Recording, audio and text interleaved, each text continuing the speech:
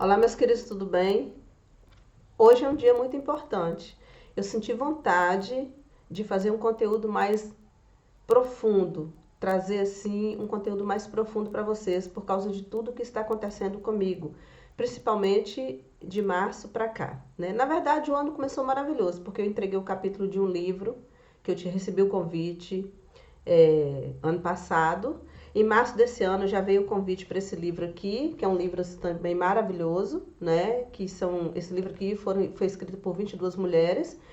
E ontem, conversando com a minha editora, ela me fez o convite para escrever meu livro solo, né? Um livro só meu, e fazermos um documentário, um filme, né? Sobre a minha história, sobre tudo que eu passei, a forma que eu senti, minha postura diante da vida.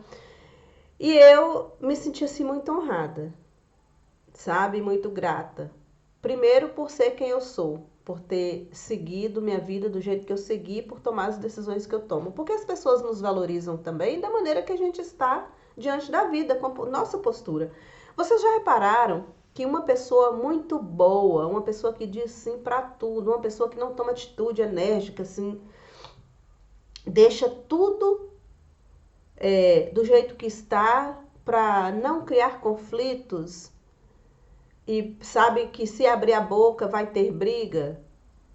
Essas pessoas sofrem. Isso acontece muito com filhos, e eu compartilhei no vídeo passado o que eu fiz com a minha filha, sabe? Mas ela tá assim maravilhosa, maravilhosa mesmo. De longe a gente pode perceber melhor os fatos, a situação, a gente pode avaliar melhor do que estar ali dentro de casa, ali tudo junto,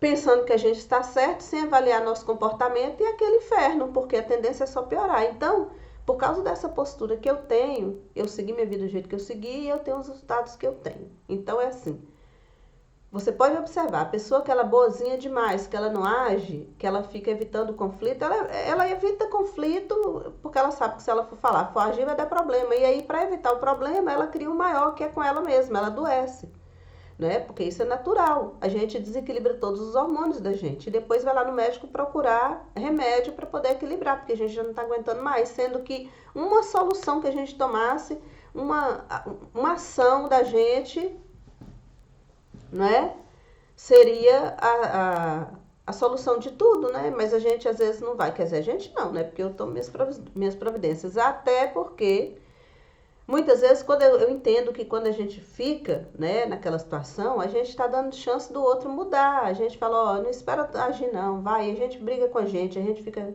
chateada e ninguém olha o lado da gente. Né? Cada pessoa olha o seu lado. Se a pessoa está se sentindo bem do jeito que ela está, ela fica. Para que ela vai mudar se para ela está tudo bem? Eu sempre pensei assim, que se tá ruim para mim, quem tem que mudar sou eu. Quem tem que tomar atitude sou eu. O outro não muda porque para ela tá conveniente, para ela tá bom. Né? Para ela tá tudo bem, tá tudo perfeito, ela vai mudar para quê? Né? Então, se para você não está bem, em qualquer situação da sua vida, eu não sei quem está me assistindo, quem tem que mudar é você. Né? Inclusive, eu vou falar sobre a questão de prosperidade também, né? Porque não adianta a gente querer, quer dizer, quem que não quer prosperar? Quem que não quer ganhar dinheiro? Quem que não quer vencer e ter coisas maravilhosas? Claro que todo mundo quer. Mas aí fala assim, mas não é para todos. Tem gente que fala, eu já ouvi muito, né? Não é para todos. Mas a gente tem que perceber, eu não quero entrar nessa área aí agora não, eu vou entrar num outro vídeo, mas a gente tem, já voltando aqui ao assunto, é o seguinte, a gente tem que ter paz com a gente, né? E quando a gente não vibra legal, quando a gente tá triste, quando a gente tá infeliz e insatisfeito, a gente nem pensa em prosperar. E se pensar e tentar, não vai conseguir, porque tá vibrando baixo demais. E a frequência do dinheiro é alta. Mas dinheiro à parte, que eu não estou falando de dinheiro, eu quero compartilhar com vocês, voltando aqui na raiz, né? Como que eu percebia com 12 anos de idade as pessoas adultas e como que eu comecei com essa percepção? Eu comecei dentro da minha casa com a minha mãe, né? O meu pai viajava, né? Trabalhava viajando, então não ficava muito em casa não. Quando ele ficava, meus pais brigavam muito, né? Então, quando duas pessoas estão brigando, uma está brigando com a outra, é natural que uma chore, né? No caso, minha mãe chorava muito. Mas minha mãe também chorava quando meu pai não estava em casa, quando ele passava dias viajando. Então eu me perguntava, por que ela está chorando? Ninguém brigou com ela?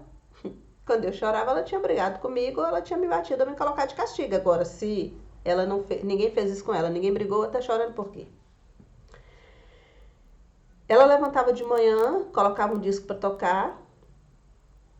Enquanto ela arrumava a casa, ela cantava, porque ela tinha uma linda voz, né? E chegava uma hora, ela parava de cantar. Eu só podia ligar a televisão e assistir desenho animado de manhã, porque não podia brincar, a gente não podia brincar com nossos brinquedos, nem eu nem minha irmã, porque desarrumava a casa. Minha mãe pegava os brinquedos, colocava para enfeitar o chão, né, da sala ou do quarto. Não, no quarto eram as bonecas. Mas ela espalhava, por exemplo, a xicrinha, bandeja com xicrinha, ela colocava em cima do móvel da sala.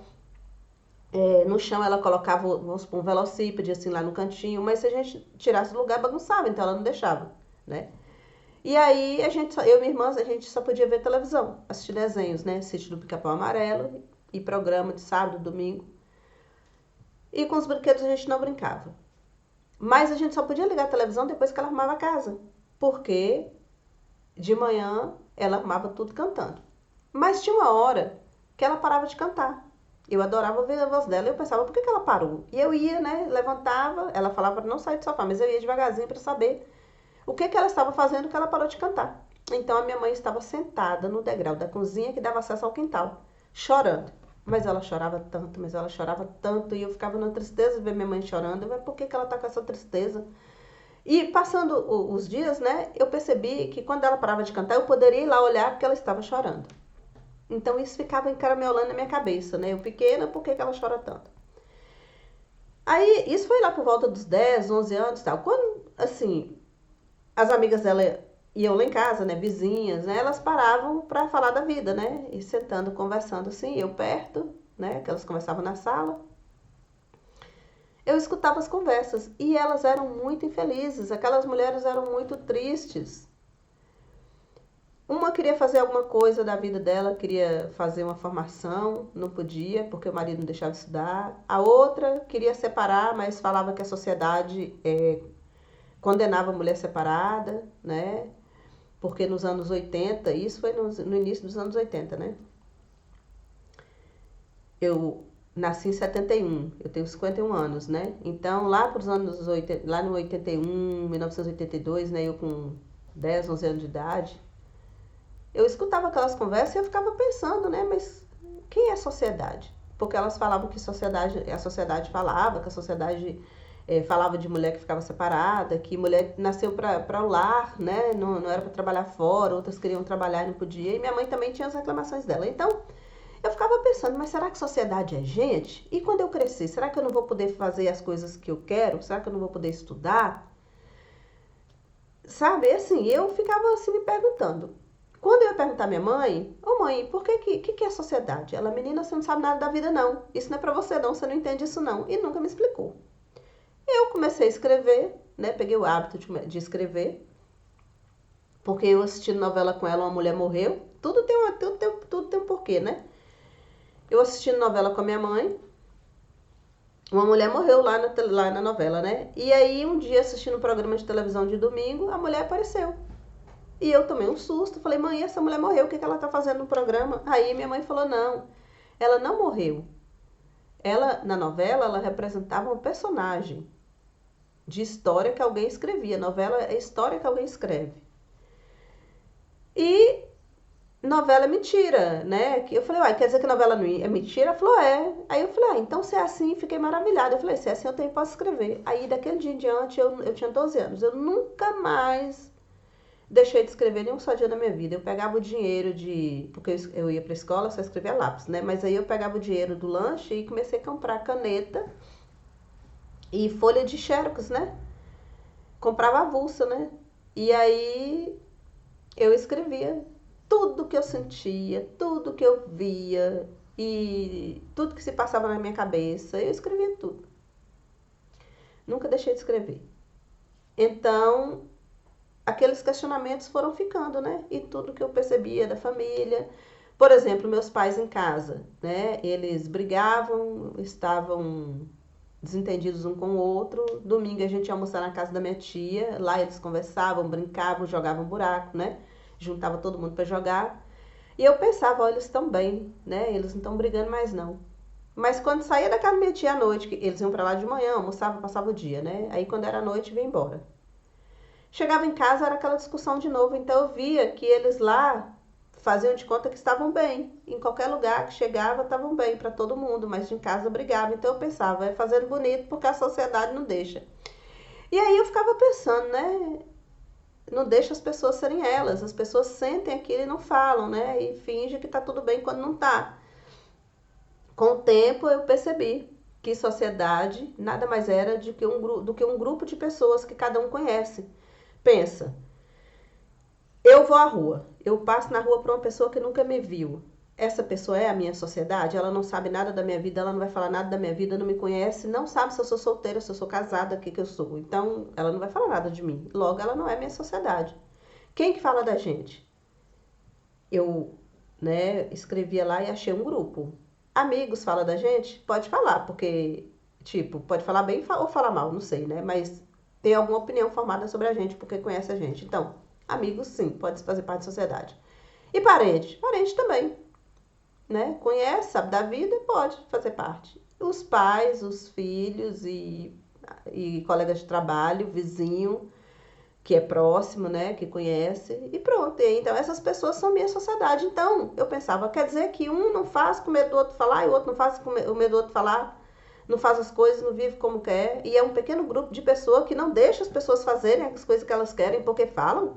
Mas peraí, sociedade não amarra ninguém, cada um tem sua vida, cada um tem o livre-arbítrio de fazer o que quer. Livre-arbítrio é escolha, então por que não faz? É medo. Então, sociedade é gente que julga a gente, é gente que fala da gente. Ah, quando eu não vou querer saber de ninguém em sociedade mandar na minha vida, não.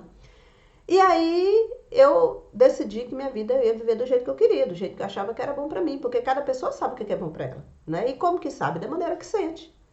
Tem aquela coisa, você vai fazer isso? Tá, eu vou fazer isso. Aí a cabeça pensa, isso vai ser bom por causa disso, disso, disso, vai fazer assim, assim, assim, assim. É a intenção que a pessoa tá achando que na cabeça vai dar certo, né? Por isso que fala, boa intenção, o inferno tá cheio. Mas tem aquele sentir. Já aconteceu de você ir fazer alguma coisa e você sentir que não é pra fazer, mas você teme e vai lá e faz. Dá tudo errado. Ah, mas eu fiz com a intenção de dar certo. Aí a pessoa fala, de boa intenção, o inferno tá cheio. Então não sou eu que decido, é o que eu sinto. E assim eu sei o que é bom pra mim porque me faz me sentir bem. Logo, uma coisa que não é boa pra mim não me faz sentir bem, me faz sentir mal. E foi assim que eu vivi minha vida toda, né? E é uma coisa assim fantástica, né? A vida é uma coisa extraordinária. Só que quando a gente vive só para agradar e não fazendo o que a gente se sente bem, obviamente que a gente vai ficar triste e tristeza todos os dias, né? Dá o quê? Depressão, né? Quando a gente vive agora, né? A gente faz tudo que é bom pra gente, que a gente sente que é bom pra gente. Eu vou te falar uma coisa, eu acho que nem a ansiedade não sente não. O mal de tudo eu acho que é o apego, né? Eu também quero falar depois sobre o apego, né? Num vídeo à parte, que agora eu vim na raiz da minha vida, de o que foi que me fez ser do jeito que eu sou e sair de onde eu estava. Muitas vezes eu ajo de uma maneira, igual aconteceu umas 2 vezes na minha vida, assim, que eu acho que eu agi de uma maneira que eu fiquei me perguntando por que eu fiz isso, eu não sou assim. Mas porque aquilo eu sigo, né, aquilo que vem na minha intuição e aquilo não é realmente pra mim. E aí eu penso, ó, se eu fiz isso é porque não era pra mim. Porque se eu trair minha intuição, eu quebro a cara. E depois a gente vê que não é mesmo, que aquilo aconteceu pra gente ir pra um outro passo onde a gente quer estar. Né? Então, assim, é fantástico. A vida é uma coisa extraordinária. Desde que a gente siga. Porque as pessoas falam assim, a gente não vem com manual de instrução para viver a vida, mas quem precisa de manual de instrução? O seu sentir é o seu manual. Se uma pessoa, você, por exemplo, você pega uma agulha e enfia no seu braço. Aquilo tá doendo, tá te sentindo dor, tá fazendo sentir dor. Você vai deixar a agulha ali? Você não vai, você vai tirar porque vai parar a dor. Né? Se você convive com uma pessoa que te faz mal, se você se afasta dessa pessoa, vai te fazer bem. Né? Você está no lugar que você não se sente bem. Ali isso está te causando dor, sofrimento. Você vai para lá insatisfeito, seja trabalho, seja um relacionamento que você está, seja o que for. Para que você está ali insistindo numa coisa que você está vendo que não está bem? Né? Então, por que eu falo muito sobre relacionamento? E eu tenho que partir da base, que é do meu. Porque as pessoas me escreveram né? Muitas mulheres me escreveram e falaram que não estavam felizes e que queriam separar, mas ficavam assim, elas ficavam pensando como que elas iam fazer para começar a trabalhar, que, né, nunca tinham trabalhado antes. Eu também nunca tinha trabalhado. Inclusive, eu vou compartilhar agora com vocês como é que foi que eu arrumei meu primeiro emprego. Quando eu fui viver com o pai dos meus filhos, eu só tinha 7ª série, né? Eu não tinha filho ainda, eu falei, eu tive filho depois, mas eu namorava, né? Eu tinha 16 para 17 anos. E ele falou que a gente ia ter que morar na roça um ano até ele providenciar para voltar para a cidade. Meu pai falou com ele, olha, eu vou assinar, que ela é muito nova, agora você não proíbe ela de estudar não, porque ela não pode interromper os estudos. E ele prometeu que deixaria. E eu também não iria interromper meus estudos, que eu não era louca, né? Depois de um ano a gente veio para a cidade e com um ano depois, 1 ano e 3 meses depois que a gente estava juntos, eu engravidei. Então, eu tinha até começado a estudar, mas eu parei, porque eu sentia muito sono e eu não estudei. Falei, não, na hora que a minha filha tiver a idade de, vamos supor, 2 anos, saber pedir o que ela quer, aí minha mãe ficava com minha menina, né? E aí eu ia pra escola. Só que quando a minha filha completou 9 meses, eu engravidei de novo. E aí já foram 2 crianças e eu pensei, agora eu tenho que esperar elas duas estiverem idade de escola, porque aí quando elas forem para a escola eu também vou, eu matriculo as duas de manhã e eu também me matriculo de manhã, né? Uma escola próxima à outra, né? E geralmente no bairro tem escola, lá onde eu morava tinha escola de pré-primário, né? É primário e ginásio, né? Então tinha escola do ginásio encostada com a escola de 7ª a 8ª, né? No caso, não era 7ª a 8ª, é 5ª a 8ª e o outro era 1º ano até 4ª série. Então, eu colocaria minhas filhas ali naquela escola e eu iria estudar perto, assim, quando eu fosse para a escola eu levava os dois e quando eu voltasse eu também trazia, né? Só que quando a segunda filha completou 9 meses de novo, eu tornei a engravidar. Aí eu operei, né? Porque eu não podia ficar nessa vida. Eu tomava os anticoncepcionais e passava muito mal. Troquei de anticoncepcional e continuei passando mal. E aí, com 3 filhos, com 21 anos, né? Eu falei, o jeito agora é operar, porque assim não dá. Tanto que o meu filho tem 29 anos, a minha filha tem 30. Uma faleceu por erro médico, com 7 anos. Ela entrou na escola com 6 anos e com 7 anos ela estava fazendo o 2º ano. E logo que eu comecei a escola, ela adoeceu, né? Eu pensava, quer dizer, ela não adoeceu, isso aí também já é outra história, que quando eu estiver falando de outro assunto, eu falo dela também. Pronto, mas quando meus 3 filhos, ela ainda estava viva, ela morreu uma semana depois, mas quando eu estava brincando num tapete, né, com meus 3 filhos, né? Ela tinha sido matriculada e eu pensei, vou me matricular também. Porque primeiro uma foi para a escola, depois outra foi, então eu pensei, eu vou me matricular.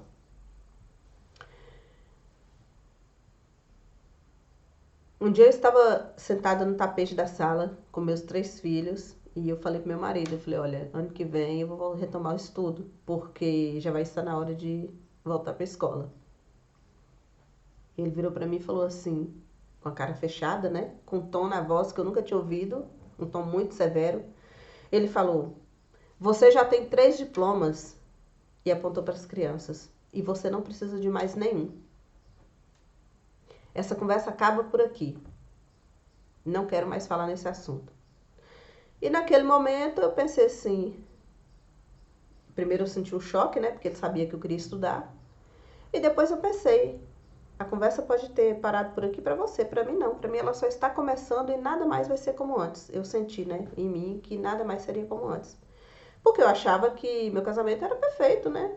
E depois eu vi que, assim, com aquelas palavras, olha, eu amava muito meu marido, né? Mas eu achava que tudo era perfeito. Eu tinha uma moça que trabalhava comigo há 2 anos nessa época, porque eu tinha 3 filhos, né? Minha casa era grande, então eu não dava conta sozinha. Então ela cuidava da casa, ela cozinhava muito bem. E eu só ficava por conta dos meus filhos, né? Que eram 3 e também já não era pouco. Então, com essa atitude dele, né? Com esse jeito dele falar, caiu por terra toda a concepção que eu tinha do meu relacionamento, né? E aí eu pensei, não, a coisa vai ter que mudar. E aí veio um filme na minha cabeça, da minha mãe chorando porque não fez o que queria, das amigas dela reclamando porque também não fazia o que queria, e que eu sabia o que era sociedade e que sociedade não ia mandar na minha vida. Então eu pensei, já está na hora de eu tomar uma atitude e de agir. Então eu tomei atitude. Ao invés de só estudar e esperar o próximo ano para estudar, eu já queria trabalhar. Porque estudando eu ia precisar de comprar material escolar, né? Eu ia precisar comprar livros, uniforme, né? E ele não ia me dar, porque eu não trabalhava fora, eu não tinha dinheiro, também nunca fiz questão de ter dinheiro na minha mão, porque quando eu ia comprar qualquer coisa ele estava junto, né? E eu vivia literalmente para o lar, mas pensando que quando meus filhos tivessem idade de irem os 3 para a escola, eu também iria. Então eu só iria trabalhar, né, depois que eu tivesse uma formação. Mas como ele falou para não falar mais no assunto, eu vi que a coisa era bem séria e eu também não insisti, não briguei, não falei nada na minha cabeça. Ali acho que foi um final de semana, se não me engano foi um dia domingo, mas eu coloquei na minha cabeça que no dia seguinte eu ia na agência de emprego procurar um trabalho. Agora pensa, eu só tinha 7ª série, não tinha nem curso de datilografia.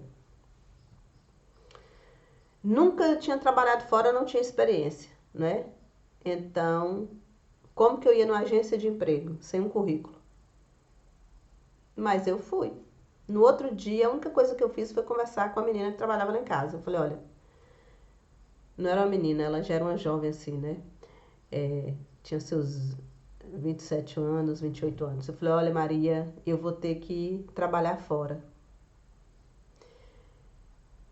Eu vou ter que trabalhar fora, as meninas já estão estudando e você fica com o menino. Falei com Maria, com ele eu não falei nada. Naquele dia, né, eu conversei com Maria no outro dia, mas um dia antes que eu tive essa conversa com ele, não foi conversa não. Eu falei, meu bem, eu vou me matricular no próximo ano, porque já está na hora de voltar para a escola. Aí ele falou, sua formatura já são seus 3 diplomas, estão aí no chão, que são as crianças, né, você não precisa de mais. Naquele dia, a única coisa que eu fiz à noite, quando eu fui dormir, foi falar o seguinte, amanhã eu vou na agência de trabalho, de emprego, que eu quero um trabalho. Não falei mais nada e ele também não respondeu nada. No outro dia ele foi trabalhar cedo, porque ele ia para a roça cedo e chegava à noite. Ele era agricultor, né? Ainda é até hoje. Falei com Maria, falei, Maria, olha, tá acontecendo isso, isso, isso, isso, e eu vou procurar um trabalho. Ela falou, tudo bem, deixa que eu dou conta aqui. E fui. Fui o caminho todo sorrindo para a agência. Falei, meu Deus, o que eu vou chegar nessa agência e vou falar o quê? Uma pessoa vai na agência de emprego que não tem nem o curso de datilografia, que naquele tempo todo mundo tinha que ter para trabalhar. Nunca trabalhou, não tem experiência, não tem nem o 1º grau, só tinha a 7ª série, né? Eu passei para a 8ª, mas não tinha feito. Então, como que eu vou procurar um trabalho na agência? Ah, mas eu vou. Eu vou porque minha intuição tá falando, vai. E eu fui. Cheguei lá na agência, tinha umas pessoas sentadas, né? Todo mundo com a pasta, com o currículo na mão, e só eu com mãos abanando, né? E fiquei lá sentada comigo, né? Sentindo, eu falei, vou deixar ela atender todo mundo. Inclusive, depois que eu cheguei, muitas pessoas chegaram também. E eu deixei a secretária atender todo mundo e fui por último. Sentei lá, ela perguntou o que eu posso te ajudar. Eu falei, minha filha, é assim, já sorrindo, né? Falei, eu só tenho a 7ª série, eu nunca trabalhei fora, eu não tenho curso de datilografia, mas eu preciso de um trabalho. E você vai arrumar para mim, nem que seja enrolando pão na padaria, mas eu quero trabalhar. Você consegue? Aí ela sorriu. Falou assim, consigo? Claro que eu consigo. E não vai ser numa padaria, não. Vou te arrumar numa boutique, porque você é desenrolada, tem aparência, você sabe conversar. Quer ser vendedora? Eu falei, quero. Amanhã você traz para mim o seu currículo. E eu interrompi, eu falei, eu vou trazer meu currículo. Como, menina? O que eu vou pôr nesse currículo? Se eu não tenho formação nenhuma, nem experiência, o que eu vou colocar lá? Ela falou, põe a sua foto, o seu endereço e uma fotografia. Põe uma fotografia, já falei. Põe uma fotografia, põe o seu endereço, mas teve outra coisa que ela mandou pôr. E assina. Porque vai ser... Ela falou assim, põe o seu endereço, põe uma fotografia, assina, que vai ser o seu cadastro aqui na agência. Então, assim, eu fiquei muito agradecida, saí de lá feliz e para comprar o currículo. Eu não tinha dinheiro para tirar foto e nem para comprar currículo. Eu pensei, eu vou pedir Maria. E aí, quando eu pensei, vou pedir Maria, que era minha empregada, eu pensei, meu Deus, como é que uma patroa pede dinheiro empregado emprestado umas moedinhas? Aí eu fui ver minha real situação dentro de casa. Que eu nunca imaginei que a situação, né? Eu sendo patroa, precisar de umas moedas dela emprestada, da minha empregada, para poder comprar uma folha de currículo. Aí é que eu vi que eu precisava mesmo trabalhar. Cheguei em casa, não falei nada com Maria que eu ia tirar fotografia, não, mas eu pedi o dinheiro para comprar o currículo. E aí ela me emprestou. Falei, Maria, me empresta as moedas aí que eu preciso comprar o currículo. Ela sabia também, né, como que era, que eu só vivia para casa, que eu não saía, que eu não trabalhava fora e que ele, tudo que eu precisava comprar ele ia comigo e comprava, né? Então, tipo, eu pensei, não é assim. Só que assim, eu tinha 3 filhos, eu não podia trabalhar fora, né? E minha meta era estudar, ter uma formação para depois arrumar um trabalho de acordo com a minha profissão, né? E também não tinha necessidade de eu deixar minhas crianças só, né? Também, porque foi escadinha, né? Então, assim, Maria me ajudou muito. Isso foi uma fase, assim, bem complicada, assim, né? Mas eu achava que estava tudo bem, né? Mas desde quando aconteceu aquilo, que ele falou que minhas crianças eram minha formatura, e depois de uma semana minha filha faleceu, né? E então eu tive que dar jeito mesmo, eu não ia ficar ali. E qualquer mulher, vamos supor, se ficasse ali, por exemplo, tem o marido, tem tudo, né? Não precisava sair para trabalhar, né? Tinha tudo que queria, realmente muitas pessoas poderiam até não sair, mas eu vi aquele filme na minha cabeça, da minha mãe, né? E eu não queria que sociedade nenhuma intrometesse na minha vida, e mesmo que intrometesse eu também não estava nem aí, né? Se ela intromete, se ela fala, né? Que são as pessoas que a gente conhece, eu não estava nem aí não, eu queria me sentir bem. E foi assim que eu sempre agi minha vida toda, né? No outro dia eu fui levar o currículo e aí quando eu cheguei lá, chegou um senhor atrás. Quando eu entreguei minha folha de currículo para ela, veio um senhor, interrompeu a nossa conversa. Foi de manhã, foi bem cedinho, hoje fui uma das primeiras a chegar, né? Aí o senhor chegou. Então, minha filha, falou para a secretária, então, minha filha, você não tem nada para mim hoje, não? Ela falou assim, ô, seu William, eu não tenho, não. O único currículo que me chegou foi esse. Por quê? As pessoas que chegavam lá eram pessoas que tinham muitas formações, eram muito qualificadas para o que o senhor William queria. O senhor William queria uma pessoa só para atender telefone e anotar recado, né? Então, quando ela falou assim, seu William, não tem ninguém não, só me chegou esse currículo, e ela já ia me colocar em uma boutique, né? Então, ele olhou o currículo e falou assim, a caligrafia dela é linda, mas não tem foto. Aí ela falou para ele, né?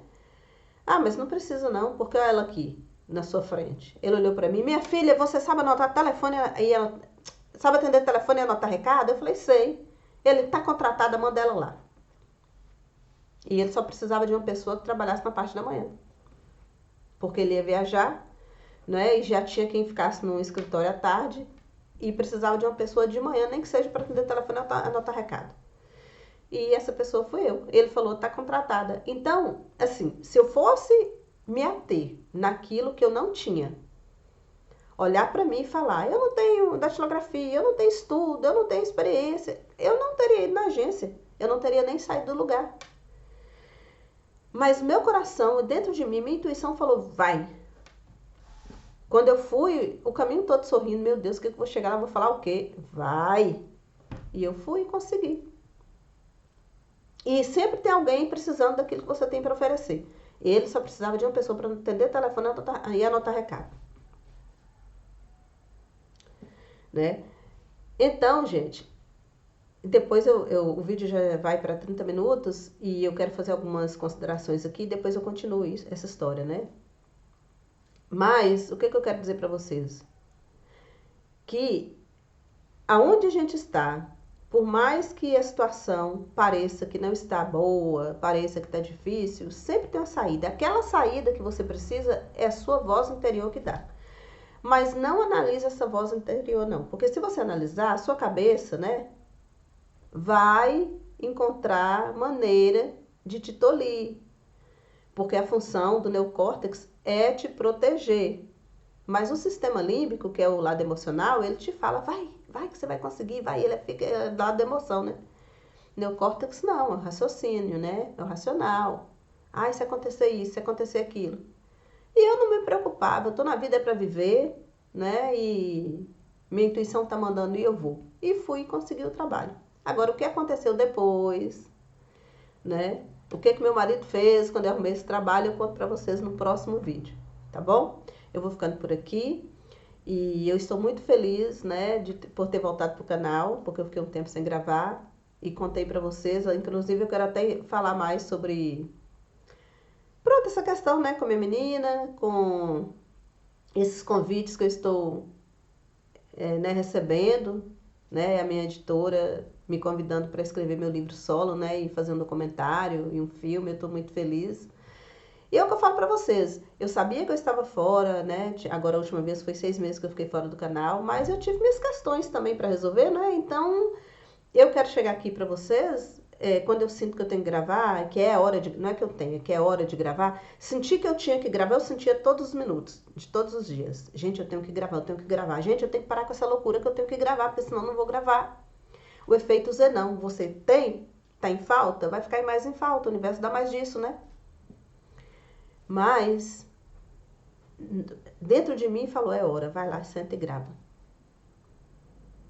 E eu sentei e gravei e meu semblante é aqui todo feliz para vocês, porque tá na hora. Não tem nada forçado, não tem script em lugar nenhum aqui. Sou eu falando diretamente do meu coração para vocês. E isso me deixa muito feliz. Então depois eu vou contar no próximo vídeo o que meu marido fez depois que eu falei que eu já tinha arrumado trabalho, no caso, né? Eu vou contar para vocês a história no outro vídeo, porque eu preciso fazer considerações de tudo que está acontecendo comigo. Um grande abraço para todos vocês.